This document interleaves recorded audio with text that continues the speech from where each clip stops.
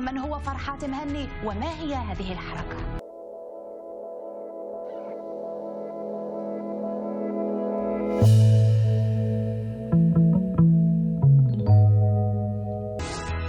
السيد فرحات مهني رئيس حركة الماك، أهلا بك على شاشة i24 نيوز. لنبدأ أستاذ فرحات، يعني بمن هو السيد فرحات المهني وما هي حركة الماك؟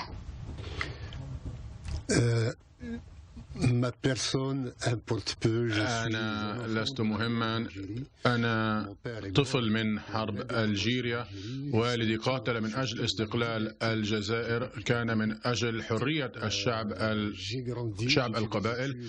ترعرعت ودرست في البلاد وحصلت على اللقب في العلوم السياسية، وكنت ولا زلت رجل ثقافة، أعشق الغناء والشعر والموسيقى.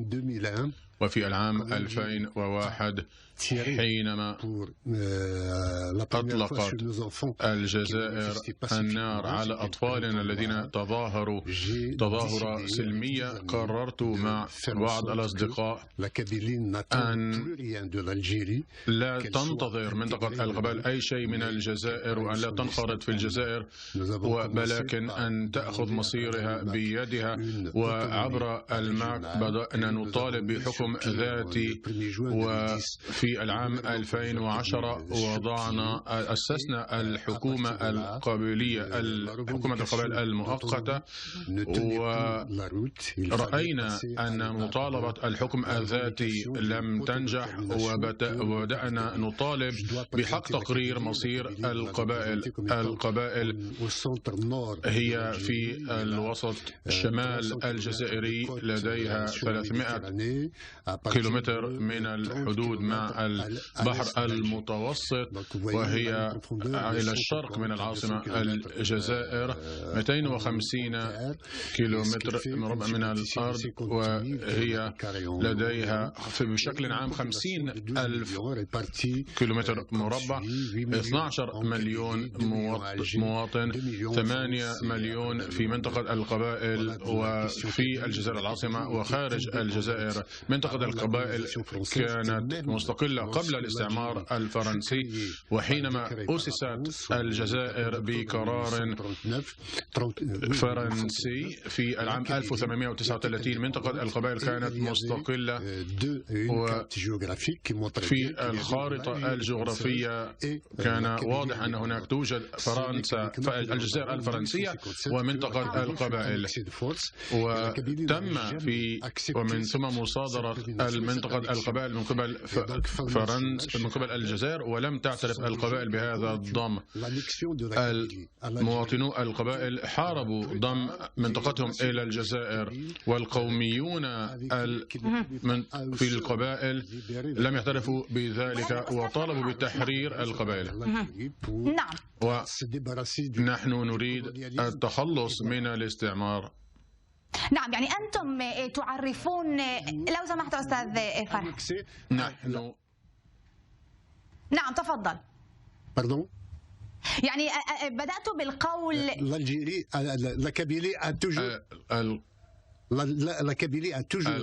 منطقة القبائل دائما رفضت ضمها إلى الجزائر، لأنه حتى في استقلال الجزائر في العام 1962 القبائليون رفعوا السلاح لحماية حقوقهم.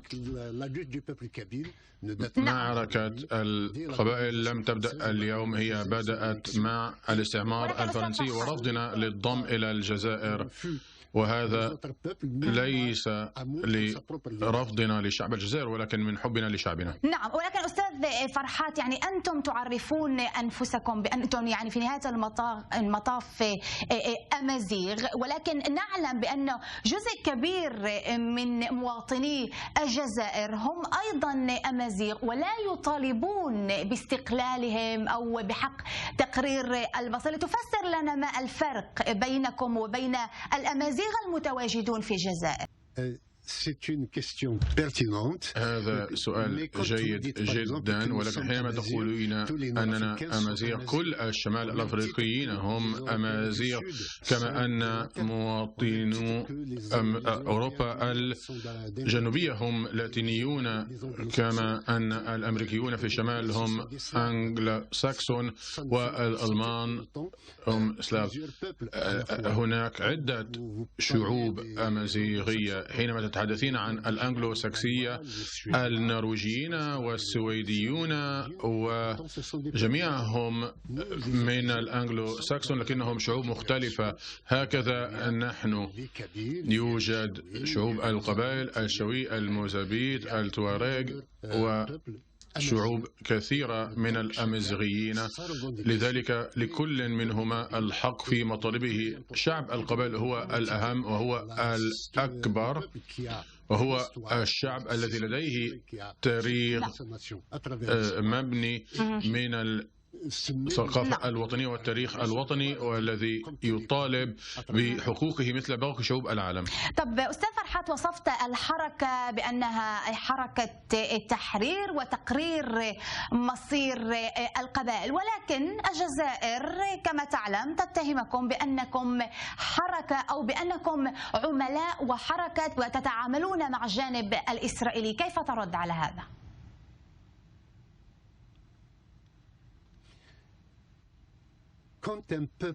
حينما يناضل شعب من أجل حريته، هم لديهم الحظ أننا لا نقاتل عسكريا ولكن سلميا. نحن لسنا كالبوليساريو التي تسلحه الجزائر لكي يقاتل من أجل حقوق تريدها الجزائر. نحن كشعب القبائل نحن يتهموننا بأننا إرهابيون لأننا نطالب تماما بنفس الحقوق التي تدعمها الجزائر بالنسبة للبوليساريو، ومع ذلك البوليساريو يرفعون السلاح ونحن لا نفعل ذلك. مع هذا نحن نتهم بأننا إرهابيون. الجزائر هي دولة إرهابية. الجزائر تمول الإرهاب في العالم. كل ما حدث في الإرهاب في منطقة الساحل كان بمباركة الجزائر وبمشاركة عناصر جزائرية. الاستخبارات الجزائرية قامت بذلك. نحن شعب سلمي يستند إلى القانون الدولي في تقرير مصيره، ولا نريد أكثر من ذلك. يعني إذن لا علاقة لكم أستاذ فرحات بدولة إسرائيل؟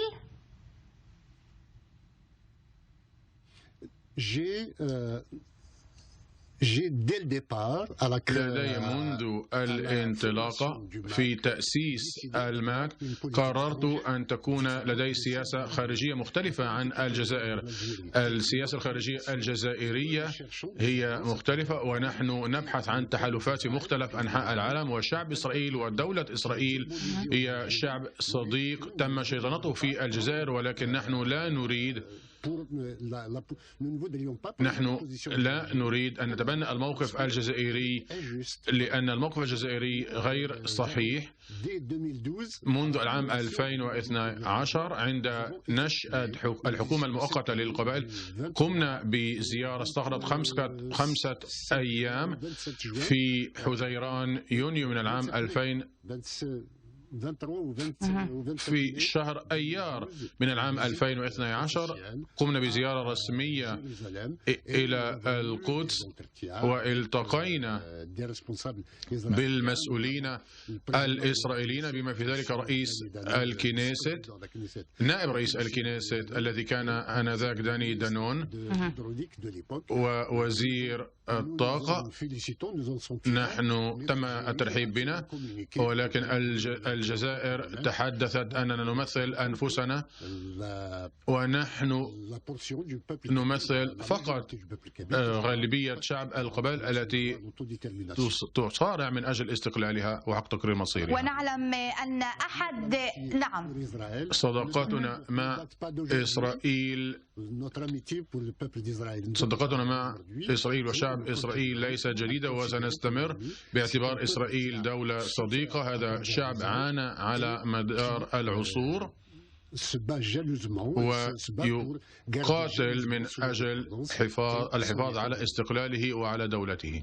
نعم أستاذ فرحات، كنت قد ذكرت قبل قليل أنكم اتخذتم سياسة خارجية مختلفة عن سياسة الجزائر. يعرف عن الجزائر أنها مع دولة فلسطين ظالمة أو مظلومة. ما هو موقفكم وموقفك تحديدا من القضية الفلسطينية؟ نحن تابعين لكل تقارير الأمم المتحدة من أجل تقرير مصير الشعوب، ولهذا نحتاج أن الأمم المتحدة هي التي تحدد ما يليق في هذا السياق. ونصم نحن مع حق الشعوب في تقرير مصيرها، وإذا ما دعم وأيد الفلسطينيون هذا الحق وبشكل سلمي نحن إلى جانبهم. وكيف تنظر إلى تنفيذ إلى الفصائل الفلسطينية التي تنفذ هجمات ضد إسرائيل؟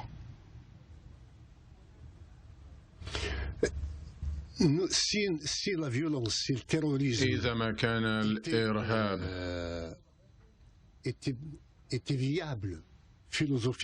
إذا ما كان الإرهاب من ناحية فلسفية مقبول وسيلة من أجل الحصول على الاستقلال، لربما اخترنا الإرهاب والعنف، لكننا أخذنا قرار بالسلمية. لذلك نحن ندين أي عنف. نعم تدين أن عنف، ولكن هناك يمكن القول أن هناك تشابه بين يعني نضالكم وأيضا نضال الشعب الفلسطيني الذي هو أيضا يريد تقرير مصيره.